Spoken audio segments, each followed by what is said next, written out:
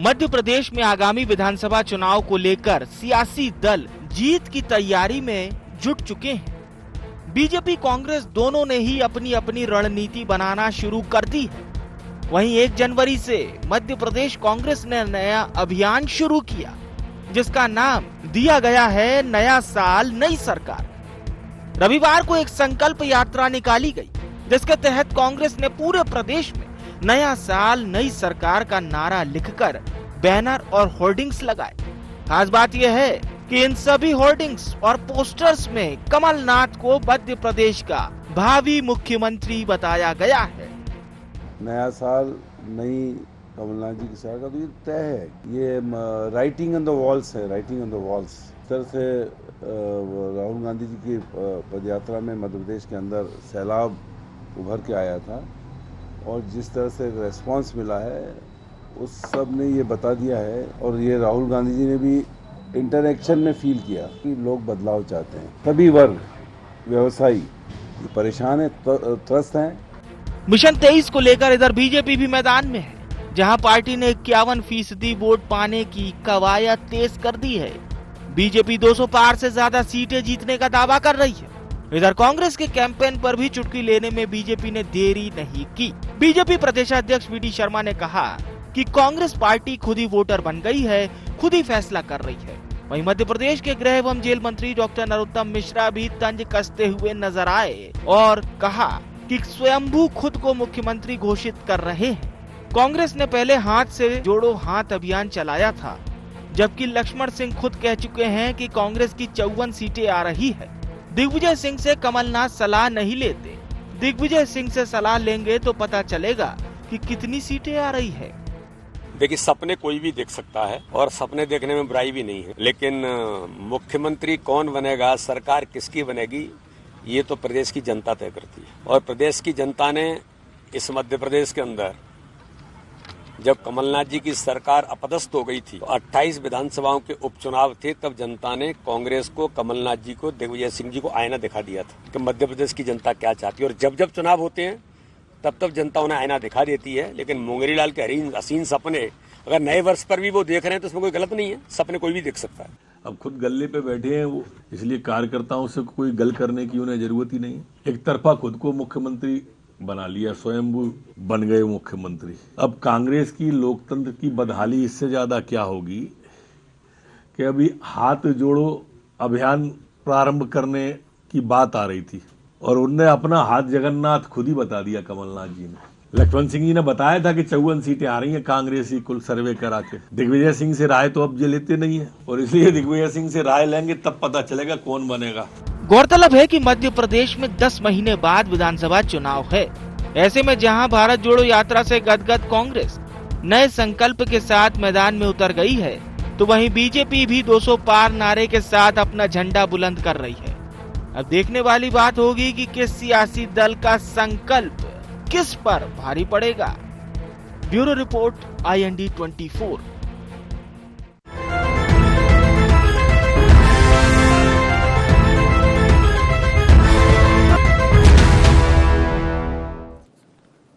नमस्कार, IND agenda जीत का संकल्प में आपका स्वागत है। चर्चा को विस्तार देंगे, उसके पहले IND एजेंडा के मुख्य बिंदुओं की तरफ एक निगाह डाल दें। चुनावी साल में किसका संकल्प किस पर पड़ेगा भारी? क्या नया साल नई सरकार के संकल्प से कांग्रेस होगी बूस्ट? भारतीय जनता पार्टी के 200 प्लस सीटों के दावों में कितना दम? कांग्रेस को भारतीय जनता पार्टी ने क्यों याद दिलाई लक्ष्मण की नसीहत? नमस्कार, इन्हीं सवालों के साथ चर्चा में आप सबका पुनः स्वागत है। कांग्रेस ने संकल्प लिया है कि सरकार बनाएंगे और ये तो तय है कि सरकार बनेगी तो मुख्यमंत्री कमलनाथ ही होंगे।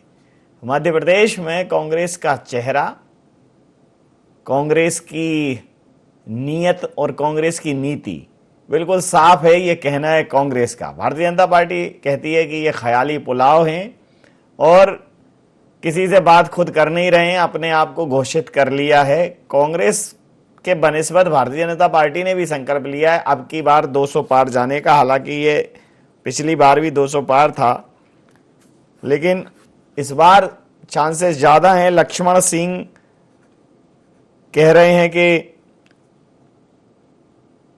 कांग्रेस की स्थिति ठीक नहीं है, सिर्फ 17 मंत्री जीत रहे हैं, 35-40 विधायक जीत रहे हैं, ऐसा उन्होंने एक आंतरिक सर्वे के आधार पर कहा। उसमें कितना तथ्य है उससे संबंधित कोई तथ्य सामने नहीं आए और इस बार स्थितियां ठीक नहीं हैं दोनों दलों के लिहाज से। भारतीय जनता पार्टी इस बार जिसका भी होगा जाएगा वो 150 पार ही जाएगा, स्पष्ट बहुमत देगी, क्योंकि प्रदेश की जनता ने देख लिया है कि एक अस्पष्ट बहुमत देने के बाद किस प्रकार की शीशा लेदर होती है, कितने उपचुनाव झेलने पड़ते हैं, पूरा उथल पुथल रहा पिछले 5 सालों में। तो अब इस बार चुनावी साल में नया संकल्प है और भारतीय जनता पार्टी के 200 प्लस सीटों की बात है। इसी मुद्दे पर करेंगे चर्चा। प्रहलाद कुशवाहा जी प्रवक्ता है मध्य प्रदेश भारतीय जनता पार्टी के हमारे साथ हैं। पवन पटेल जी महासचिव मध्य प्रदेश कांग्रेस के हमारे साथ हैं। परम आदरणीय देवदत्त दुबे जी वरिष्ठ पत्रकार हमारे साथ हैं। आप समस्त महानुभावों को बहुत बहुत शुभकामनाएं नव वर्ष की और आप सबका बहुत स्वागत। सीधा सवाल प्रहलाद जी आपसे कि किस आधार पर प्रहलाद जी 200 पार की बात कर रहे हैं? नगर निगम में तो आपकी नगर निगम में तो देखिए आपकी नगर निगम 7 नगर निगम आपके हाथों से निकल गई और पिछली बार भी सरकार कैसे बनी है सबको स्पष्ट है। 200 पार ये लक्ष्य आपने किस आधार पर ले लिया? देखिए हमने नवीन जी मैं आपको बहुत स्पष्ट पार्टी का कार्यकर्ता होने के नाते और पार्टी भारतीय जनता पार्टी कार्यकर्ताओं के दम पर ही चुनाव लड़ती है और पार्टी ने ये तय किया है कि हम 51% वोट शेयर हासिल करेंगे। अभी हमने चाहे जब बूथ डिजिटलाइजेशन का काम हो, बूथ विस्तारक के स्तर पर हमने जो बूथ मजबूत करने का काम किया है, भारतीय जनता पार्टी के कार्यकर्ताओं को कैसे सशक्त करें। भारतीय जनता पार्टी ने जो गलतियां करी होंगी तो 2018 की बार बार बात आती है, तो ना ही स्पष्ट बहुमत कांग्रेस पार्टी को था ना ही भारतीय जनता पार्टी को था, क्योंकि वोट प्रतिशत हमने तब भी कम नहीं पाया। वोट प्रतिशत हमारा बराबर के आसपास था, थोड़ा सा वो भी 1% से भी कम वोट प्रतिशत कम था कांग्रेस पार्टी से। लेकिन कांग्रेस पार्टी की सरकार बनी, लेकिन वहां पर देखा कि जितना अराजकता का माहौल था, तो फिर से भारतीय जनता पार्टी पर विश्वास जताया कांग्रेस के विधायकों ने और भारतीय जनता पार्टी की सरकार फिर से इस प्रदेश के अंदर बनी। आप देखेंगे कि हमने जिस प्रकार से अभी पार्टी के संगठन को मजबूत करने के लिए जहां पे जो कमियां रही होंगी हमने काम किया है पिछले दिनों, तो हम 51% वोट के शेयर को प्राप्त करने के लिए भारतीय जनता पार्टी काम कर रही है और निश्चित तौर पर हम आने वाले समय में हम उस वोट प्रतिशत शेयर के साथ हम 200 सीट को प्राप्त भी करेंगे। जी आप वोट शेयर भी 51% पाएंगे और 200 सीट प्राप्त भी करेंगे। कार्यकर्ताओं की दम की बात है। देखिए उनका कार्यकर्ता बहुत रसूख वाला है और देवतुल्य कार्यकर्ता है। अब इस बार पता नहीं कि इस बार चूंकि बाहर के लोग आए हैं तो उसके मन में कोई कलुष ना आया हो, किसी प्रकार की कोई जेलस फैक्टर नहीं आया हो, वो एक अलग मसला है। लेकिन आप जो कमलनाथ जी को मुख्यमंत्री बनाने का संकल्प ले रहे हैं, वो पोस्टर लगा दिए हैं आपके एक प्रवक्ता ने, तो ये पोस्टर आपको नहीं लगता कि ये मतलब थोड़ा ज्यादा जी हुजूरी वाले पोस्टर हैं? नहीं, पोस्टर ज़्यादा जी हुजूरी वाले पे नहीं है। पोस्टर जो लगाए गए आम जनता की भावना, इस प्रदेश की जो भावना है उस भावना के अनुरूप लगाए गए हैं। क्योंकि हमारी अभी भारत जोड़ो यात्रा चली थी, जो राहुल गांधी जी ने हर बंदे से, हर जनता से, जो आम आदमियों से खुल के मिले हैं, उसको मिलने के बाद जो राहुल गांधी जी का भी स्टेटमेंट था कि आम जनता त्रस्त हो चुकी है भारतीय जनता पार्टी के कुशासन से। आज ये तानाशाही की बात करें, भारतीय जनता पार्टी अभी इनके देखिए बोले 200 पार सीट क्यों जीतोगे भैया, कोई बताने वाला नहीं। बेरोजगारी चरम पर, भुखमरी के पायदान में हम बढ़ते ही जा रहे हैं, 100 दिन में काला धन, मतलब झूठ फरेब बोल बोल के हम जीतेंगे। ये इनकी तानाशाही देखो, इनका कॉन्फिडेंस लेवल देखो कि बार बार बोलो, झूठ बोलो, लेकिन क्यों जीतेंगे कारण कुछ नहीं बताएंगे। अभी आज या कल के पेपर में पढ़ा था कि बेरोजगारी में और निचले स्तर पर जाते जा रहे हैं, विश्व गुरु बनने की कगार पे चले आए हैं, भुखमरी में विश्व गुरु की कगार में, लेकिन फिर भी 200 पार, 300 पार कर दो, 400 पार कर दो। तो ये सबसे बड़ी क्या, दूसरा 230 ही तो सीटें हैं। नहीं तो भारतीय जनता पार्टी कुछ भी कर सकती है, कह दें भैया।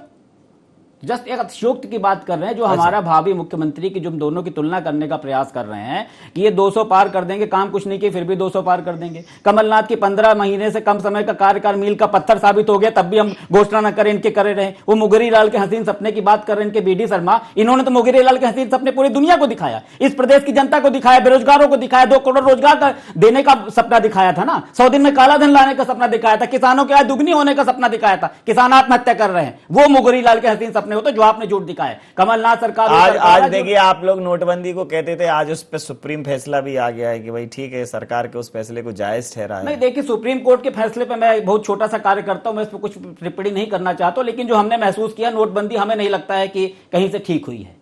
नोटबंदी हमने देखा, जिस तरह गरीब लोग, जिस तरह के हालात थे कि दारू की दुकान में नोटबंदी चल रही थी, पुराने नोट चल रहे थे, और हॉस्पिटल में पुराने नोट बंद कर दिया हमने।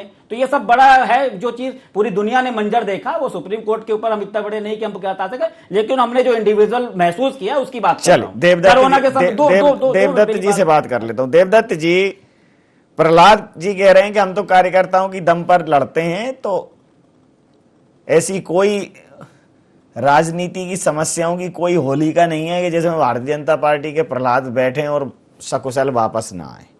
वो कह रहे हैं चाहे ऐसी समस्याओं की होलिका हो, हम भारतीय जनता पार्टी के कार्यकर्ताओं का मनोबल लेकर बैठते हैं और फिर उससे सकुशल बाहर आते। तो प्रहलाद जी एकदम खुश हैं, कह रहे हैं इधर समस्याओं का होलिका दहन भी होगा और अगले दिन जीत का रंग गुलाल भी होगा। उन्हें तनाव उनके चेहरे पर दिख नहीं रहा है। वो कह रहे हैं कि हाँ 200 पार करेंगे और पूरी शिद्दत से करेंगे, 51% वोट शेयर भी लेंगे। और वहाँ कांग्रेस जो है वो अपने मुद्दे की जो बात कर रही है कि भाई ये चीजें नहीं हुई हैं तो क्यों जनता उन्हें वोट करेगी। लेकिन पिछले कई वर्षों से, खासकर जब नोटबंदी हुई उसके जस्ट बाद इलेक्शन हुआ, कहाँ, उत्तर प्रदेश में, साल भर के अंदर इलेक्शन हो गया, मोहर लग गई वहां। तो जनता, जो निर्णय जनता को उनके चुनाव के समय लेने चाहिए कांग्रेस के अनुसार, वो निर्णय लेती नहीं है जनता। तो आप कैसे देखते हैं 2023 का संग्राम कैसा होने वाला है? देखिए प्रवेश जी, 2023 का संग्राम वाकई में अभूतपूर्व होने जा रहा है मध्य प्रदेश की राजनीति में, क्योंकि 2018 के जो परिणाम हैं वो उत्प्रेरक का कार्य कर रहे हैं दोनों दलों के लिए। 2018 में जब भाजपा ने 200 पार का नारा भी दिया था और कांग्रेस मुक्त प्रदेश बनाने की भी बात कही थी, तब कांग्रेस सत्ता में आ गई। तो कांग्रेस को वही उम्मीद है कि जब हम 2018 में आ सकते हैं तो 23 में भी आ सकते हैं। लेकिन भाजपा तो परिणाम के दूसरे दिन से ही भौचक्की थी कि आखिर हम चूक कहाँ गए। तो उसने गलतियां सुधारी और 1.5 साल में वो सरकार में भी आ गए। जो भी किया सबको घटनाक्रम पता है। और अब लगातार भाजपा इसी प्रयास में है कि वो गलतियां ना करें जो हम 2018 में करें। तो अच्छा, 2018 में आपके लिहाज से सबसे बड़ी गलती क्या थी? टिकट वितरण गलत था, क्या था? टिकट वितरण के तो स्पष्ट दिख रहे थे कुछ जो गलत हुए थे। इनके कुसमरिया निर्दलीय लड़ गए तो 2-3 सीटें उन्होंने हरवाई। रामकृष्ण कुसमनी, संजय शर्मा कांग्रेस से चले गए। समीक्षा गुप्ता जबलपुर में, धीरज पटरिया जबलपुर में, समीक्षा गुप्ता ग्वालियर में। ऐसे बहुत सारे नाम ऐसे स्पष्ट हैं कि कम से कम 10-12 सीटें जो भाजपा जीत सकती थी यदि सही टिकट देती तो वो तो एक कारण है। बहुत सारे कारण होते हैं। यदि भाजपा जितना 200 पार का नारा कह रही थी और उसकी 65 सीटें कम हो गई, वो 109 सीटों पे आ गई, तो स्वाभाविक है कि पार्टी चिंतन कर रही, मनन कर रही, बूथ पे भी मजबूती के लिए काम कर रहे। और दूसरा जो कार्यकर्ताओं में उत्साह भरने का काम शुरू हो गया है, क्योंकि कार्यकर्ता लगातार 18-20 साल सरकार में है और जिनको यदि कुछ नहीं मिला है तो वो स्वाभाविक है वो नाराज होता है। तो ऐसे बहुत सारे कारण है। बीजेपी किसी ओवर कॉन्फिडेंस में नहीं है। और जो 2018 के जैसे परिणाम थे वैसे ही पंचायती राज और नगरीय निकाय के चुनाव भी लगभग वैसे आए कि दोनों दलों की उम्मीदें फिर बढ़ गई। यदि कांग्रेस 5 सीटें मेयर की जीत गई और बीजेपी 7 सीटें हार गई, तो यदि ये सब जैसे 16 पहले जीते थे ऐसे बीजेपी अभी जीत जाती तो बहुत कांग्रेस को शायद दिक्कत होती। लेकिन दोनों को उम्मीदें हैं कार्यकर्ताओं की दृष्टि से भी। इसीलिए इस मनोबल को बढ़ाने के लिए, जैसे राहुल गांधी ने कहा ना कि हम लिख के दे रहे कांग्रेस की सरकार बन रही है। और इधर भाजपा तो पूरे जो संगठन मंत्री इतने कभी नहीं रहे प्रदेश में, शिव प्रकाश जामवाल, मुरलीधर राव और इधर पूरी भाजपा जुट गई है। अभी जब आप और हम चर्चा कर रहे हैं तो मुख्यमंत्री निवास पे मंत्रियों के साथ वो चर्चा कर ही रहे हैं मुख्यमंत्री के, बस नए साल में नए सिरे से जमावट करना है। और भाजपा उन 103 सीटों पर ज्यादा फोकस किए हुए, जो पिछले चुनाव में 121 सीटें जो हारे थे उनमें से बहुत सारी तो वापस आ गई, लेकिन 103 सीटों पर फोकस बनाए हुए कि हमें इस पे काम करना है। और कांग्रेस उन सीटों पर फोकस कर रही है जो वो जीती थी, उनको जीते और 2-4 और सीटें जीते। तो ये दोनों की उम्मीदों का कारण भी पिछला परिदृश्य है। ये ऐसा चुनाव अभूतपूर्व होगा कि जिसमें दोनों दल सत्ता में भी रहे, दोनों दल विपक्ष में भी रहे। यानी 5 साल बाद किसी एक दल का चुनाव होता तो एक विपक्ष एक सत्ता पक्ष होता, तो 1.5 साल का इनका सरकार, दोनों सत्ता पक्ष और दोनों विपक्ष हैं। बिल्कुल सही कहा। राहुल गांधी लिख कर दे रहे हैं प्रहलाद जी ऑन पेपर कि सरकार आएगी, 100 बक्का और 1 लेखा लिख कर दे रहे हैं। हाँ, वो नवीन जी केजरीवाल जी के साथी जो है, इसलिए लिख के तो दे सकते हैं, लिख के दे सकते हैं। और राहुल गांधी जी का मध्य प्रदेश की जनता कितना विश्वास करेगी, वो 2018 मध्य प्रदेश की जनता भूली नहीं है कि 2018 में राहुल गांधी जी चुनावी सभाएं कर रहे थे, तो उन्होंने तो ये भी कहा था कि 10 दिन में हम कर्जा माफ कर देंगे वरना मुख्यमंत्री बदल देंगे। गिनती भी उन्होंने गिनाई थी। चित्रकूट आए तो उन्होंने कहा कि भैया हम Chitrakoot made in Chitrakoot mobile बनाएंगे। भोपाल गए तो उन्होंने कहा मेड इन भोपाल बनाएंगे। 4000 रुपए बेरोजगारी भत्ता भी देंगे युवाओं को। फिर कई बार ये कहते हैं कि उनको मौका नहीं मिला, तो मौका नहीं मिला तो उसी समय छत्तीसगढ़ और राजस्थान में भी यही चुनावी वादे थे।